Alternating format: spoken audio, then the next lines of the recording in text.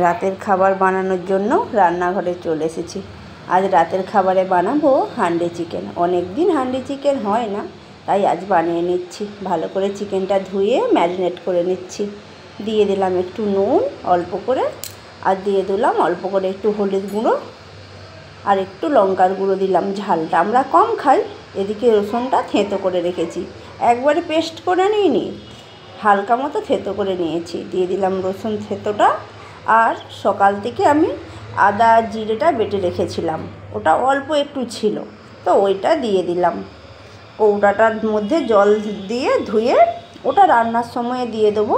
আমি এরকম মিক্সচারের মধ্যে কৌটার মধ্যে মশলা যেটা লেগে থাকে ওটা ভালোভাবে রান্নার সময় দিয়ে দিই। আপনারা কি এইভাবে করেন? আমি কিন্তু করে থাকি এইভাবে।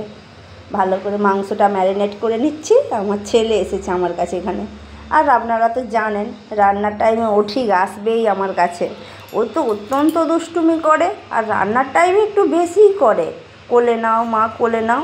রেখে দিলাম ম্যারিনেট করে, আধ ঘন্টার মতো রেখে দিতে হবে ভালো মতো।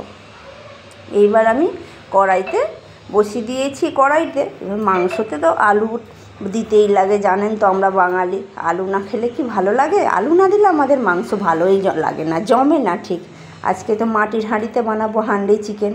আর মাটির হাঁড়িতে রান্নাটা এত সুস্বাদু হয়, এই যে মাটির ফ্লেভারটা, যতক্ষণ রান্না করি গোটা বাড়িটা যেন একদম সুগন্ধ উঠে যায় একদম। আর মাটির হাঁড়ির এই যে ফ্লেভারটা এত ভালো লাগে। আপনারা বাড়িতে একবার মাটির হাঁড়িতে বানিয়ে দেখবেন, দারুণ টেস্ট হয়।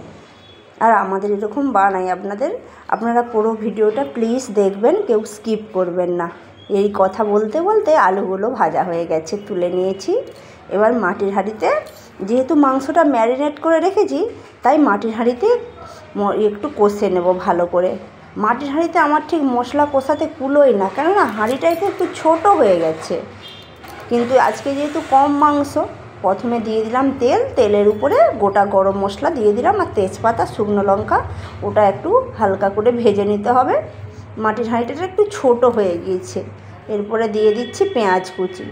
পেঁয়াজ কুচিটা আর পেঁয়াজ আর টমেটোটাই মাটির হাঁড়িটার মধ্যে মশলাটা কষবো। আর পুরো মশলা তো আমি চিকেনের সাথে ভালো করে ম্যারিনেট করে নিয়েছি। পেঁয়াজটা হালকা হালকা করে ভেজে নেব। মাটির হাঁড়িতে চিকেন রান্নাটা খেতে সুস্বাদু যেমন হয়, আর এটা শরীরের জন্যও ভীষণ স্বাস্থ্যকর। এই দেখুন আমার ছেলেকে দেখুন, আমি রান্না করছি কিভাবে চেয়ারে ওঠে, ফ্রিজের মাথা থেকে এটা ওটা টানছে। আমি বলি না এই বেসিন থেকে বাসন নেবে, এইসব করবে। ও দুষ্টুমি, অত্যন্ত দুষ্টুমি করে। পেঁয়াজ আর টমেটোটা ভালো করে মোটামুটি একটু ভেজে নিচ্ছি, বেশি ভাজি না। এই চিকেনের মশলাটা বেশি ভাজলে চিকেনের স্বাদটাই অনেকটাই চলে যায়, তাই আমি মশলাটা হালকা মতোই ভাজি, বেশি নাড়ি না আমি চিকেনের যখন মশলাটা বানাই। আমার ছেলেকে দেখুন কিভাবে দুষ্টুমি করেই চলেছে। মশলাটা ভালো মতো করে হালকা মতো করে পেঁয়াজ টমেটোটা হালকা মতো করে নেড়ে নিয়েছি।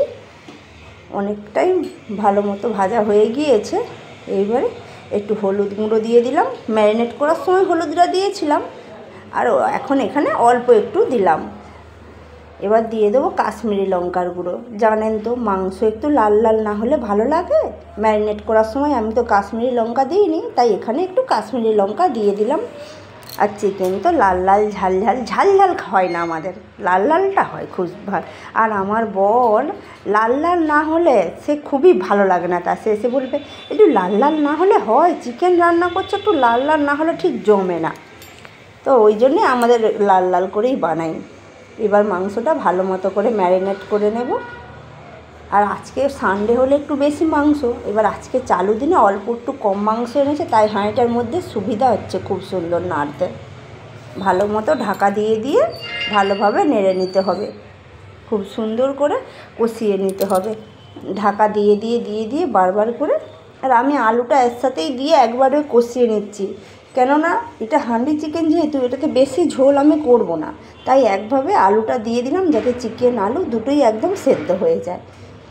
ভালো করে কষিয়ে নিচ্ছি ঢাকা দিয়ে দিয়ে, বারবার করে নেড়ে নেড়ে কষিয়ে নিচ্ছি। খুব সুন্দর হয়ে দেখুন কালারটা কতটা সুন্দর এসেছে। এইভাবে ঢাকা দিয়ে দিয়ে বারবার করে কষিয়ে নেব। এইভাবে ঢাকনা খুলে খুলে বারবার আমার মেয়ে অনেকক্ষণ ধরে কষিয়ে নিয়েছি। মা তোমার হলো মাছ হয়ে গেছে।